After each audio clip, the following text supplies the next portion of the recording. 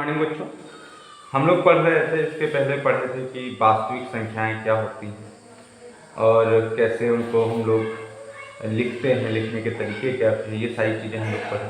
आज हम लोग देखेंगे कि वास्तविक संख्याओं के लिए घातांक के नियम क्या होते हैं। तो इसमें कुछ आपके नियम हैं, बहुत ईजी हैं, आप लोग ऑलरेडी इनको जानते हैं, फिर भी एक बार इनको हम रिवाइज कर लेते हैं।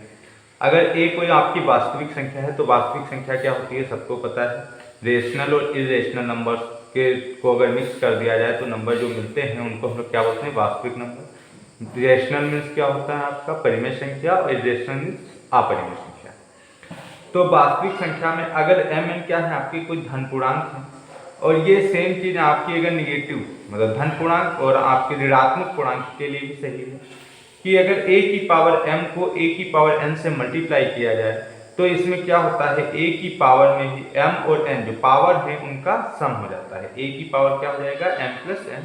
अगर एग्जाम्पल देखें, मान लो 2 की पावर 3 लिखा है, इसको गुणा किया जाए 2 की पावर 1 से, तो ये क्या हो जाएगा 2 की पावर 3 प्लस 1, और ये हो जाएगा 2 की पावर 4। अब ये सही है कि गलत है ये देखने के लिए 2 की पावर 3 का मतलब क्या होगा 8 गुणे 2 की पावर 1 का मतलब 2, तो ये आ जाएगा 16, और 16 को हम लोग लिख सकते हैं 2 की घात 4। देखो दोनों बराबर आ गए। तो a की पावर m क्रॉस a की पावर n, a कुछ कोई भी आपका वास्तविक संख्या हो सकती है, कोई भी नंबर, जैसे यहाँ पे 2 था, a की पावर n है तो a की पावर क्या हो जाएगा, m प्लस n हो जाएगा। नेक्स्ट है, अगर a आपकी एक अशून्य वास्तविक संख्या है, मतलब a जो भी है आपकी जीरो नहीं होना चाहिए, जीरो नहीं है, कोई भी वास्तविक संख्या है जीरो को छोड़कर, अर्थात a is not equal zero, अशून्य वास्तविक संख्या का मतलब a जीरो नहीं है। और mn क्या है, आपके धन पूर्णांक है, ये धन पूर्णांक के लिए भी सही है, ये आपके निगेटिव पूर्णांक के लिए भी सही है। ये मतलब ये इस तरीके से लिखा जा सकता है। अगर a की घात m को भाग दिया जाए a की घात n से, मतलब a की घात m डिवाइडेड बाई a की घात n, तो जो नीचे वाली पावर है, एक इसमें अभी हम लोग आगे पढ़ेंगे कि जब भी 1/a की पावर n लिखा है, ये ऊपर घात जाएगी तो इसकी जो घात है वो निगेटिव साइन में आ जाएगी, तो वही a की पावर n, तो एक और ये नीचे वाली घात है तो निगेटिव में चली जाएगी, माइनस n हो जाएगा। अगर आपका m n से बड़ा है, जो ऊपर वाली घात है वो नीचे वाली घात से अगर बड़ी है, अगर यही सेम चीज नीचे वाली घात ऊपर वाली से बड़ी है तो 1/a की पावर n माइनस m हो जाएगा।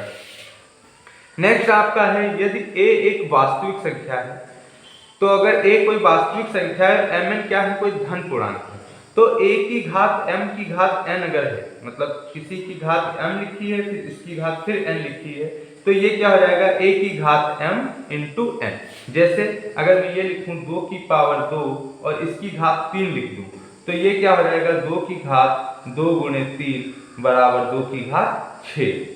ये कैसे आया, 2 की घात 2 हो जाएगा 4, 4 की घात 3 और 4 की घात 3 करेंगे, 4 चक्कू 16 चक्कू 64, और 64 को अगर हम 2 की घात में लिखें तो 2 की घात 6 आएगा। देखो दोनों बराबर आ गए। तो जब भी घात के ऊपर घात लगी होती है तो इन घात का क्या हो जाता है, मल्टीप्लिकेशन हो जाता है, गुणा हो जाती है, ये जैसे हमने लिखा होगा। नेक्स्ट है, यदि a एवं b कोई दो वास्तविक संख्याएं हैं तथा n एक धन पूर्णांक है, a b कोई भी दो वास्तविक संख्याएं, n कोई धन पूर्णांक है, तो a इंटू बी की घात n लिखा है, तो हम लोग इसको क्या लिख सकते हैं, a की घात n और b की घात n। जैसे अगर आपका लिखा है 6 की घात 2, तो 6 की घात 2 करें तो कितना आएगा, 36 आएगा, और 6 को हम लोग लिख सकते हैं 2 गुणे 3, 2 गुणे 3 की घात 2, तो इसको हम लोग लिख सकते हैं अकॉर्डिंग टू रूल क्या कहता है, 2 की घात 2 और गुणे 3 की घात 2। तो अगर 2 की घात 2 को सिंप्लीफाई करें, 4 और 3 की घात 2 को करें तो 3 या 9, और इनको मल्टीप्लाई किया देखो आया 36। तो दोनों बराबर आ रहे हैं। तो कोई भी नंबर से अगर दो नंबर्स के मल्टीप्लिकेशन की घात कुछ है तो वो अलग अलग उन नंबर्स की घात के रूप में लिखा जा सकता है। अब यदि a एवं b कोई दो वास्तविक संख्याएं हैं तथा n कोई धन पूर्णांक है, तो क्या होगा, a अपान b की घात n लिखा है, तो इसको हम लोग लिख सकते हैं a की घात n अपान b की घात n। कोई भी नंबर जैसे मान लो 2/3 लिखा है, तो ये पावर 2 लिखी है, तो ये 2 की घात 2 अपान 3 की घात 2 लिखा जा सकता है। इसको इससे ये भी लिख सकते हैं, इस वाले से ये भी, अगर ये दिया है, अगर हमको इसकी जरूरत है तो ये लिख सकते हैं, अगर ये दिया है तो इसकी जरूरत है तो हम लोग इससे ये लिख सकते हैं। नेक्स्ट है, यदि a एक वास्तविक संख्या है तथा n धन पूर्णांक है, तो अगर कोई n, a क्या है, एक वास्तविक संख्या, अगर n गुणनखंड है इसके, n बार उसको गुणा किया जाए तो उसको क्या लिख सकते हैं, a की घात n की टाइप से लिखा जा सकता है। जैसे 2 गुणे 2 लिखा है तो 2 दूनी 4 होगा, और इसको 2 गुणे 2 लिखा है, इसको 2 की घात 2 भी लिख सकते हैं, वो भी 4 होगा। और दूसरा ये a की घात m गुणे a की घात n लिखा है तो a की घात क्या हो जाता है, m प्लस n। ये ऊपर हम लोग रूल पढ़ चुके हैं, इसी रूल को यूज करके ये वाला लिखा गया है, ठीक है। नेक्स्ट अपना नियम है, माना a एक अशून्य वास्तविक संख्या है, a क्या है आपका, नॉन जीरो नंबर है, तो a की घात 0 बराबर 1 होगा।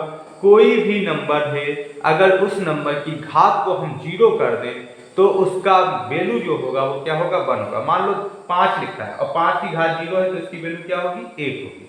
कितना भी बड़ा नंबर है, अगर उसकी घात 0 है तो उसका मान क्या होता है, 1 होता है। अब यदि a एक अशून्य वास्तविक संख्या है, नॉन जीरो नंबर है, तथा n एक क्या है, धन पूर्णांक है, तो a की घात n इसको क्या लिख सकते हैं, बराबर 1 a की घात माइनस है। अगर हम किसी नंबर को 1/2 लिखा है, इसको हम क्या लिख सकते हैं, 2 की घात माइनस 1, इसकी यहाँ पे पावर 1 थी, जब नीचे से ऊपर जाता है तो घात माइनस हो जाती है, या ऊपर से नीचे आता है उसके रेसिप्रोकल फॉर्म में जब भी हम उसको लिखते हैं तो घात जो होती है वो हमारी क्या हो जाती है, निगेटिव। अगर a की घात माइनस n लिखा है तो इसको 1 a की घात n लिख सकते हैं। अब कुछ क्वेश्चन हैं आपकी एक्सरसाइज से रिलेटेड, हम कुछ यहाँ पे 2-3 क्वेश्चन बता रहे हैं, बाकी क्वेश्चन आप लोग इसी तरीके से करने की कोशिश करेंगे। जैसे यहाँ पे लिखा है 64 की घात 1/2, तो सबसे पहले हम लोग क्या करेंगे, 64 के गुणनखंड करेंगे, और गुणनखंड कैसे करते हैं ये चीज हमने सिखाई है। तो 64 के गुणनखंड करने हैं तो भाई 2 से चला जाएगा, 2 से भाग देंगे, 2 3 6, 2 दूना 4, फिर 2 से भाग देंगे, इस टाइप से हम भाग देते चलेंगे, लास्ट में हमको 1 मिल गया। तो कितनी बार, 3 3 6, तो हम क्या लिख सकते हैं, 2 गुणे 2 गुणे 2 गुणे 2 गुणे 2 गुणे 2। अब इसकी घात ये कितने हैं, 6 है, तो 2 की घात 6 हो जाएगा। अभी पीछे नियम पढ़े थे, 2 की घात 6 की पावर हाफ, फिर ये अगर दोनों पावर की पावर लिखा है तो क्या होता है, मल्टीप्लाई होता है, तो मल्टीप्लाई कर दिया, 2 3 6, तो 2 की घात 3 आंसर आ जाएगा। सेम यहाँ 9 की घात 3/2 लिखा था, 9 के सबसे पहले फैक्टर करेंगे, 3 3 9, तो इसको क्या लिख सकते हैं, 3 गुणे 3, ये क्या हो जाएगा, 3 की घात 2। अब ये मल्टीप्लिकेशन रूल लग जाएगा, भाई घात की घात है तो गुणा हो जाएगी, 2 गुणे 3/2, 2 से 2 कैंसिल हो गया, 3 की घात 3, और 3 3 9 3 27। सेम 125 की घात -1/3 लिखी थी, 125 के हमने फैक्टर कर लिए, तो 5 की घात 3 और इसकी पावर क्या है, -1/3। तो जब हम गुणा करेंगे तो क्या आएगा, 5 की घात 3 गुणे -1/3, तो 3 से 3 कैंसिल हो जाएगा, क्या बचा, 5 की घात -1, और जो 5 की घात -1 होती है तो इसको हम लोग क्या लिख सकते हैं, 1/5 आ जाएगा। बाकी क्वेश्चन आप लोग करने की कोशिश करिए, अगर कोई भी प्रॉब्लम है तो हमसे पूछिएगा।